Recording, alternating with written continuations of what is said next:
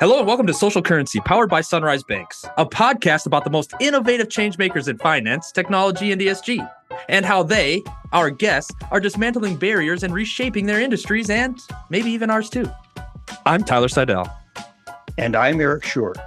Here, we speak to those driving positive change through social entrepreneurship. From cutting-edge technology to creative grassroots efforts, each episode seeks to reveal the stories behind the revolution that is propelling us toward a world of financial inclusivity. Good morning, folks, and welcome to the Social Currency podcast powered by Sunrise Banks. I'm your host, Tyler Seidel, and I'm excited to bring you the first episode of Social Currency. Our first guest is my co-worker, co-host, friend, pal, confidant, and subject matter expert in all things Foresight, Mr. Eric Schurr. And I can't wait to dive on in. But as I maybe mentioned, we kind of preluded a little bit of his background. Let's walk through a little bit of his bio right now. He is the Chief Strategy Officer here at Sunrise Banks. So he has certainly a lot of great depth and stories that he can share, but some great insights as well. He's a certified Foresight practitioner and applied futurist, which means he's adept at trend spotting, horizon scanning, and pattern making. If you're not sure what those are, that's all right. We're going to dive into those here briefly. Eric, we're getting our social currency rear in gear, for lack of a better turn of phrase. Thanks for joining me on our first inaugural episode. Tyler, this is so exciting. I'm thrilled to join you this morning, and I can't wait to kick this off. We have talked, you and I, in the past about meeting people that have different approaches in the way they think about the future of payments, the future of financial services, the future of financial wellness, the future of ESG. Can't wait to dive in, and I'm so happy that you asked me to join you this morning. So thank you. Absolutely. And of course, for those that may not know, Eric and I have a lot of interaction here within the four walls of Sunrise Banks. And it's exciting to take some of our closed door conversations and maybe broaden that audience a little bit. And we're going to look to do that here live and in color, for lack of a better turn of phrase. Eric, to kick things off, I'm sure everybody wants to know the science, perhaps even the art behind Foresight. What is it, and how have you become so immersed in it? Well, thanks for that. You and I have talked in the past. I don't know if you know how I got into this in the beginning. It was an invitation to a conference. I had just taken over the chief strategy officer role at a prior employer and really didn't know what to do with the role. And I had a business coach at the time who asked me, he said, why don't you come join me at a conference? It's going on in Orlando over the weekend. It's a Saturday, Sunday conference. Come join me. So I went down there, and it was put on by the World Future Society, which, as I learned later, was an organization developed in the 1960s by folks like Alvin Toffler and other science fiction writers and at the time futurists that were thinking about the future and trying to get people of like mind together. And I was told, hey, dive into some sessions. Don't stick around to one session very long. Just kind of dive in, get a taste, and move on.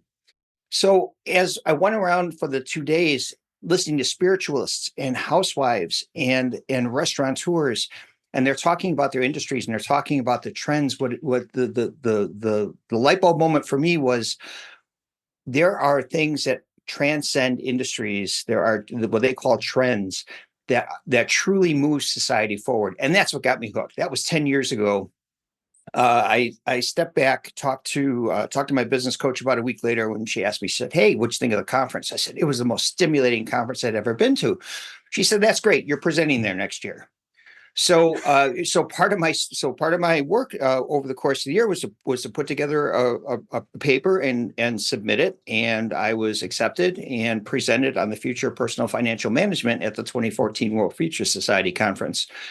It was interesting. After the conference, I got picked up by the Government Accountability Office, and the GAO invited me out there to give the presentation there as well.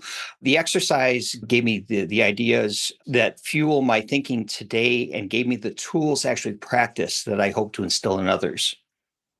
That is, Eric, we didn't ever have the time to unpack some of that background, but I appreciate you shining a light on that. And one thing that really resonated with me that you were talking about is, as you were attending these varying classes, you started to notice a trend between what feel like tangential, if not disparate topics altogether, in terms of what you were sitting in on. When you're looking at the future of space and you're And I imagine that's what you would call scanning, where you're scanning the horizon Yep. and you're finding some of those common denominators. Is that really the purpose? And is that what starts to really inform your thinking as to where this is going? And could you color that in a little bit for the audience? It's very intriguing. Yeah, there's the art of foresight really has a number of benefits, because as when you think about the past is everything we know. The present is what we're experiencing today and what's being revealed to us collectively. And the future is that which is unknown. And that whole sense of unknown brings a lot of fear. It brings, of course, because it's unknown, it brings uncertainty. It brings trepidation to us as humans. And so, what Foresight tries to do is Foresight actually has a number of tools that allow us to dive into various aspects. One might be from an individual perspective, we gather so much information. We're bombarded not only with social information, but just with environmental information, and we filter most of that out. On a day-to-day basis, when you think about the actions we take, most of our actions are routines. We have developed routines, and we make very few true decisions on a day-to-day basis. Think about from the time you woke up this morning to the time that we're sitting here today. How many real decisions did you make other than maybe what clothes you were going to put on today? So a lot of this is routine. And so what we do is we talk about foresight first about unpacking, at least creating awareness and unpacking biases and assumptions. And we try to do that in light of an issue that we're facing or a problem we're trying to solve. Secondly, then we operate in systems that are so deeply embedded within our psyche that sometimes we don't even realize we're operating within them. It's the old joke: two guppies are swimming along in a pond, and a big old fish comes by and says, "Morning, boys, how's the water?" And as the two fish swim away, one turns to the other and says, "What's water?" When we think about for example, our economic system that is driven by GDP, that is the measure of economic activity, and economists will tell us that GDP has to grow up and to the right forever and ever, and really, really bad things will happen if that doesn't continue. As a matter of fact, they're so bad we won't even describe them to you. Well, if you're dealing with issues, you may sometimes have to think about the system you're in. And so to do that, Foresight helps unpack some of those perceptions, some of those myths and metaphors that we operate under, to at least create awareness and potentially think about how we challenge them. And then you brought up this notion of scanning. So that's observing the environment around us. And we're looking for evidence that things are occurring. So those are trends. We're looking for, more importantly, values, people's values that drive the acceptance of some of these other things that are coming out there. Think technology, right? A lot of futurists will talk about, well, the future is all about technology. I got to be honest, I differ there. The future is all about humans. It's all about people. Now, we can choose to adopt technology or not, and we choose to adopt technology for certain things. Chat GPT, for example, a lot of curiosity around it, but where's the commercial adaptation? So I went out, I was curious. I'm thinking about how I'm going to use it. I haven't adopted it, but maybe one day I will. And maybe I'm adopting it in certain tools that are being embedded into some of the software I'm using, and I don't even know it. And so it's through that discovery process, I'll adapt that technology. So that's a third way that Foresight is used.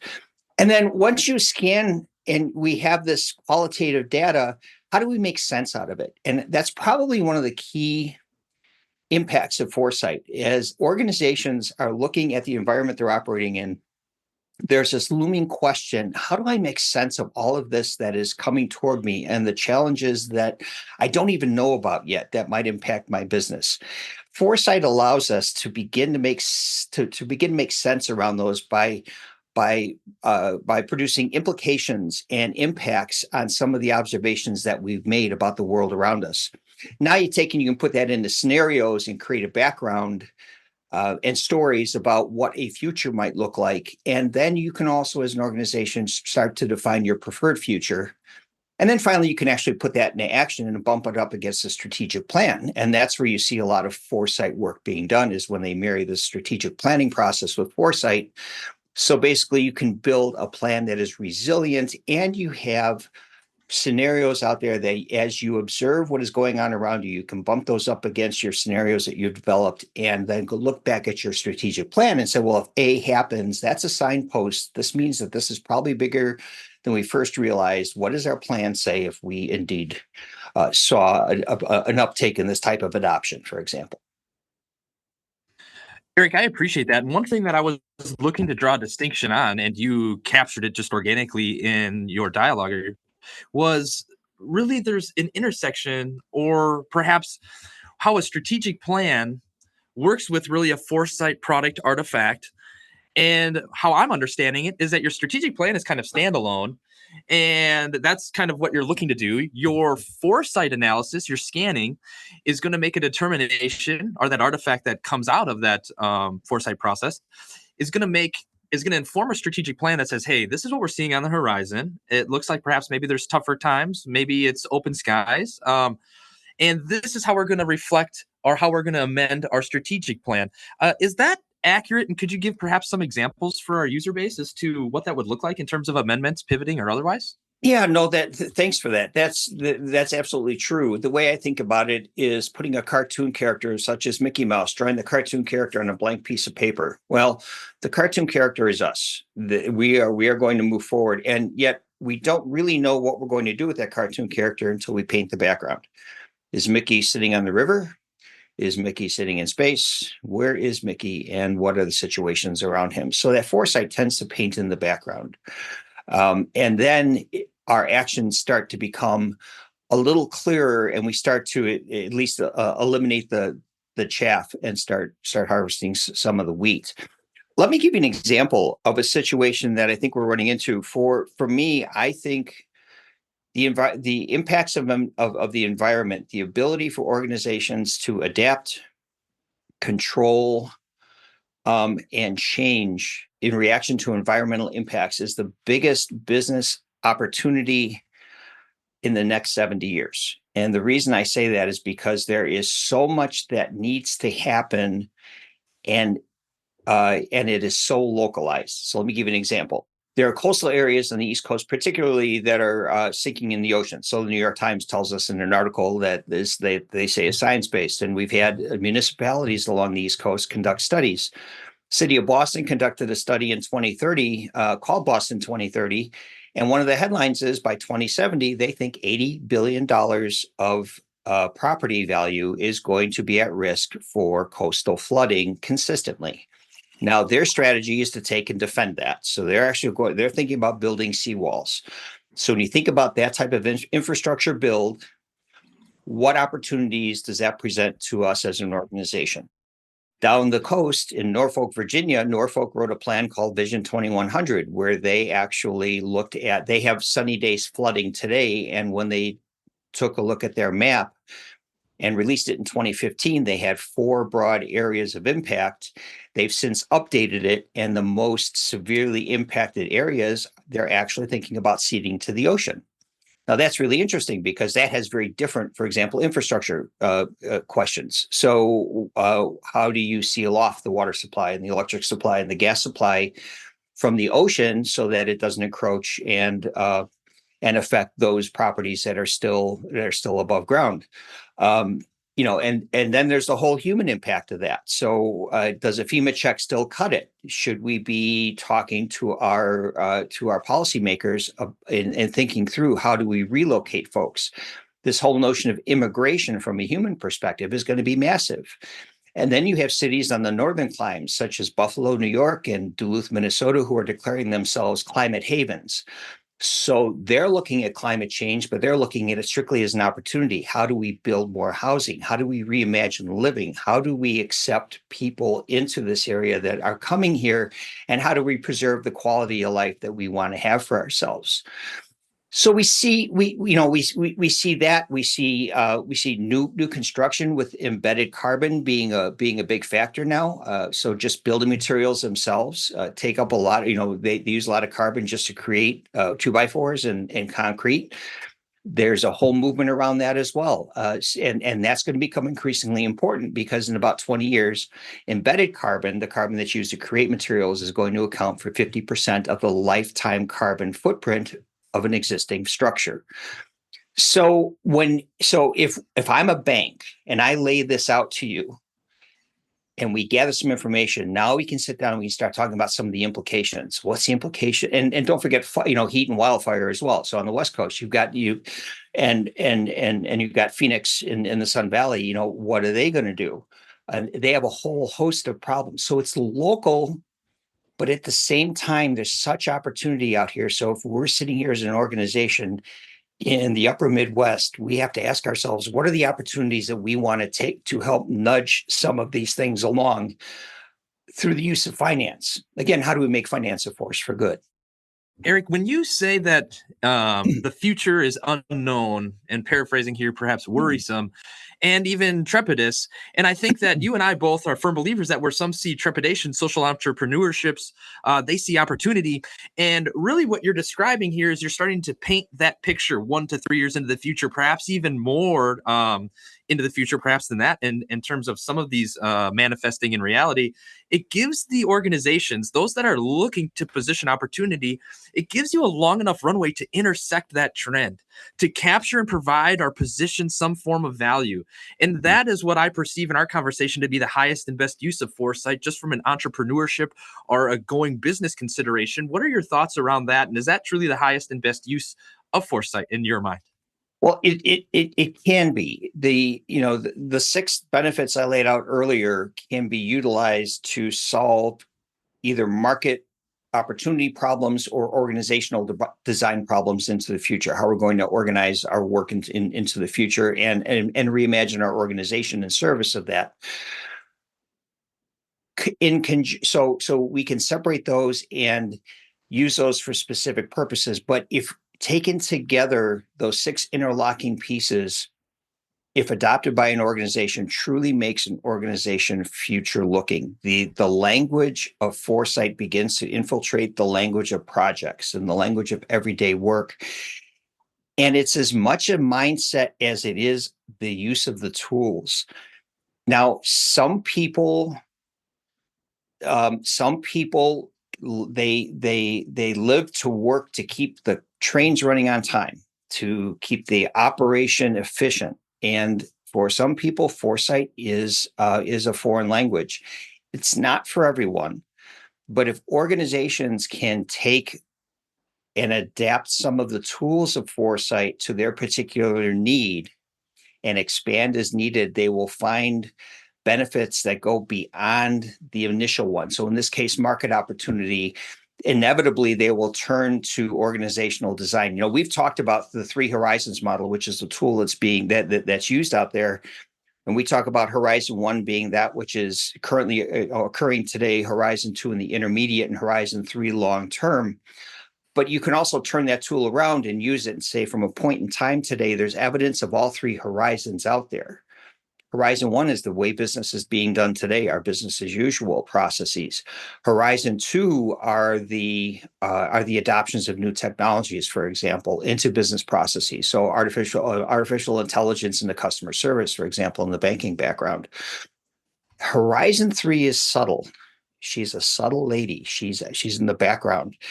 And those are the values that we see people considering and adopting today. And you see it in areas that aren't necessarily directly associated with the way people consume and think about financial services today.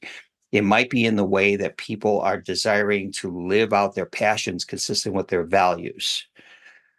And so you see evidence of all 3. So you can take these tools and use them for multiple purposes or turn them on their sides and ask some really interesting questions.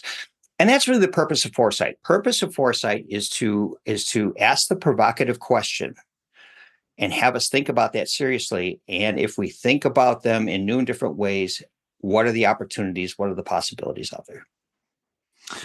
When you say values and belief systems and how that starts to really frame the future and really motivate people, that is profound. And that is a takeaway that I captured from that dialogue there, Eric, that we were having, is that is, as you stated early on, it's not technology that's moving things forward. It's the people, it's the social aspect. Yep. And I think that gets reinforced in that comment. What are some of the most interesting, perhaps, revelations that you found in the foresight process? Or perhaps to frame that differently, what does Eric Schur's crystal ball hold for financial technology in the coming years? Oh man, I don't forecast. My crystal ball is as cloudy as yours. Got to be honest. um, you know, I would say we will tend to see, the great question you can ask any business leader in any industry, or you can ask them two questions, you know the answer. Number one, is your industry being disrupted? Absolutely. Absolutely. Is that industry being disrupted from inside or outside your industry? It's always from outside forces. It's the things we didn't know that kind of caught us off guard. So I would say for us, we continue to see finance being embedded in experiences. And this is a continuation of a trend we saw for a long time when financial institutions would build new branches and they'd put out these extravagant, architecture. Now, great. They're wonderful to walk into, and they're serving coffee and donuts, and that's wonderful. But folks, a branch visit isn't a destination; it's an errand. It's something to check off the list. The same thing with payments. Payments, people don't desire to reach in their wallet or pocketbook and pull out a card and swipe it or dip it or tap it and wait for the receipt to come out. They'd rather not do that. So I think we're going to continue to see that. The question's going to be, though, I believe, is back to my comment around people acting consistent with their values. Technology has gotten to a place now where I think and consumer attitudes, I think, have gotten there. It's beyond convenience. It's being whole. It's it's feeling good about the actions I'm taking with the money I'm earning. And I think that's going to be that's going to play a large role in financial services in the future. I'd agree. I think certainly our generation, subsequent generations, they very much are of the belief system of voting with your dollar, putting your money perhaps Mhm. where your belief systems are, for lack of a better turn of phrase. One thing that you said that is really going to stick with me is going to be the swipe, dip, and tap it, Eric. So we might have to turn that into a little bit of a remix. What are some of the actions that you're taking just in your personal life, if we want to maybe shift it a little bit from the work setting to the personal setting?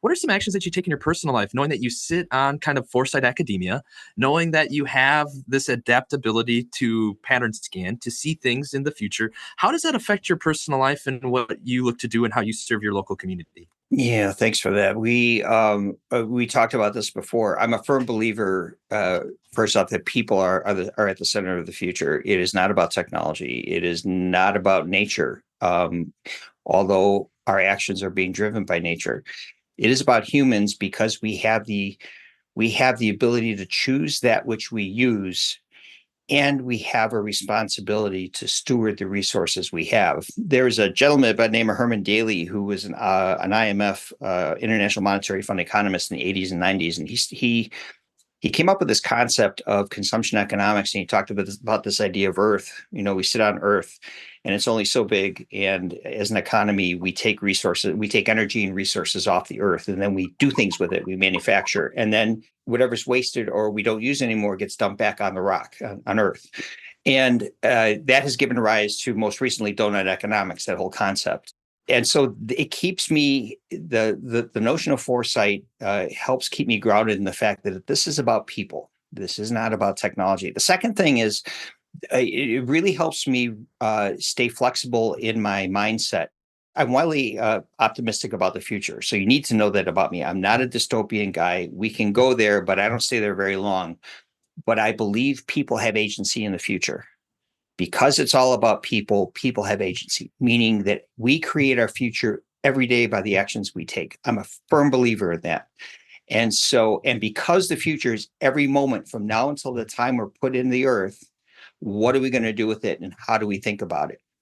And to that end, then it really feeds my curiosity as a lifelong learner. I love reading history. I love reading biology. I love reading foreign affairs. Um, I love getting a wide perspective because I find that things are connected, and it gives me greater understanding of potentially the issue I'm looking at. And then finally, it's this notion of being a little bit humble about my thinking. Alvin Toffler, I mentioned him earlier. He came up in the 60s with this notion of learn, unlearn, and relearn.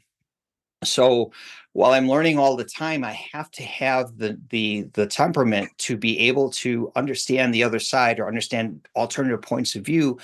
And when I think they make sense, to unlearn what I've held to be true, and then take and move into a new space. So that learn, unlearn, relearn really helps me fuel my sense of self-awareness.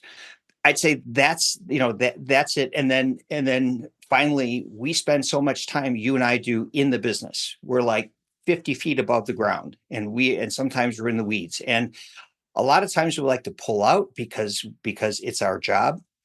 But sometimes we got to get out there at 50,000 feet. The view up there is just very different. And that's what Foresight does. I don't spend a lot of time up there, but more the time I spend up there is really valuable because I can come back down to 10,000 or 5,000 feet and attack an issue or a situation with maybe a new mental model or a new frame, or a new mindset or a new piece of information that will inform a clarity around an issue that we just didn't have before.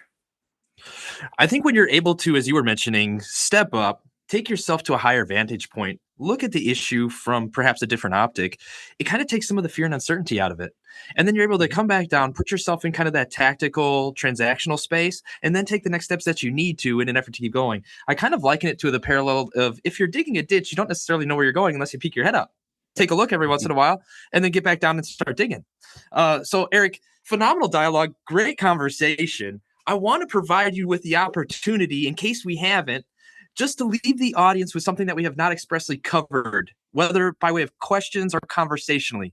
Is there anything that you'd like to leave the audience with in terms of thoughts? And I'll give you the floor. If there's one thing I can leave folks with, is the more I think about the challenges that are out there today that we're facing, they're different than challenges we faced in the past, because we as humans now have the power to alter our environment. And so what we do collectively matters. And it really hadn't mattered up until very recently. And that creates an issue that for the first time in our life is a long-term issue, meaning that it will span beyond our lifetimes. So as we're looking for solutions to what we consider climate change today and how to lower the temperature, first off, we have to get comfortable with the fact that we're not going to see we're not going to see the end game. We just aren't. These issues are well beyond us. And that leaves us with a responsibility. The good book says we're supposed to be nice to everyone we meet and be caring and be useful to them. And sometimes that's really hard. The problems we're facing today they're asking us to be considerate of generations who will never know us as people, as individuals, and to be considerate of them and to value their life as well. That's hard. That's hard for humans to do. But that's where Foresight can help stretch our minds to begin to think about the possibility and create that altruistic action of actions that we will take today that we will never, the beneficiary of which will never be able to greet us and say, thank you for that. That to me is really powerful. And that is something that I work on every day. I'll stop there. There's nothing for me to improve upon there. I appreciate that philosophy and that viewpoint, and it resonates very deeply with me. Folks, you've heard it here from Eric Schurr himself. Learn, unlearn, and relearn. Almost parallels progression, not perfection. And we really support that philosophy. What we do matters. You matter. And as Eric pointed out, as we're moving forward, a lot of these problems, opportunities that we're going to encounter are going to take a community to solve, and a community to support. Eric, thanks for your time today. I'm excited for the future of social currency. I'm excited for our continued partnership and working together. And I want to thank our listeners for joining our first inaugural social currency podcast powered by Sunrise Banks. Thanks for listening to the Social Currency Podcast by Sunrise Banks. If you've enjoyed this episode and you'd like to help support the podcast, click like and subscribe anywhere you get your podcast content. We'll see you soon.